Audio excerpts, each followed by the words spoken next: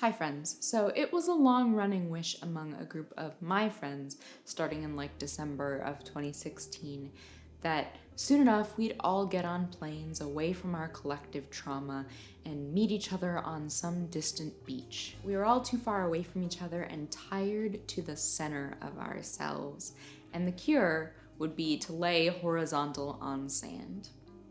But then at some point it stopped being so hypothetical.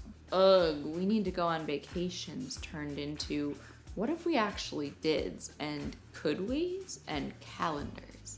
We picked a date 3 times and moved it until, as if calling our bluff, I booked a flight. Then, at the end of February, we found ourselves in Mexico with a hotel booked and absolutely nothing else planned.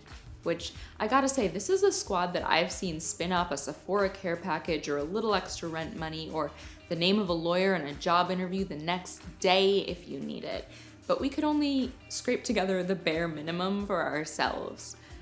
So we just leaned into it and did nothing. We spent our whole first day in the sun, planting ourselves on pool chairs just after breakfast.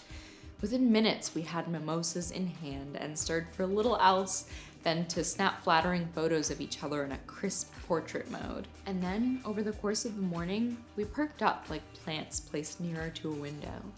The sun turned up the saturation on our skin, and we accentuated it with Fenty highlighter on the shoulders and collarbones. Doing nothing felt really, really good. In the afternoon, we moved from the pool to the beach to eat snacks and lay on the sand and read our books down there. Gabby, a Florida girl, was the first to get in the ocean. I looked up from the pages of my book to see her ducking under waves like an actual mermaid. So I, and then Margarita, and then Clark departed from our drinks and our beach towels to join her in the water. The beach had a color system to tell you about the roughness of the waves, and today the sand was marked with a literal red flag. But we figured the rest of us could handle getting in up to our ankles at least. Margarita was the first to go down, getting knocked over by the force of one wave and then hit with another while she was already down. We shrieked a little about how the ocean tried to take her, but she got up again, still smiling. And then I was coughing up water with my elbows on the shore.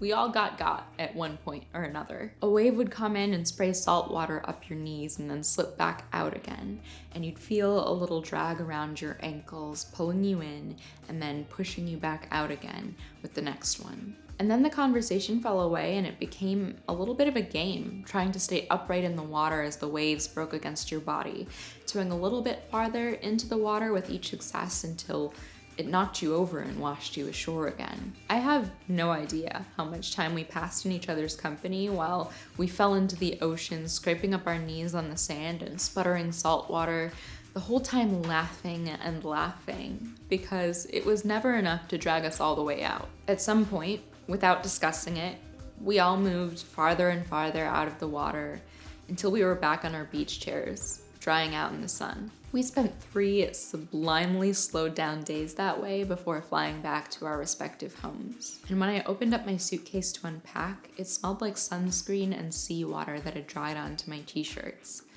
I lifted one up to my face and inhaled, taking slow, deep breaths.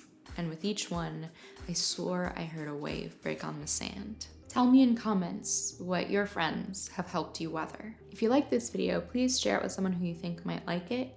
You can also subscribe if you want, or support me on Patreon to help me keep making these videos. I'll see you soon. Bye.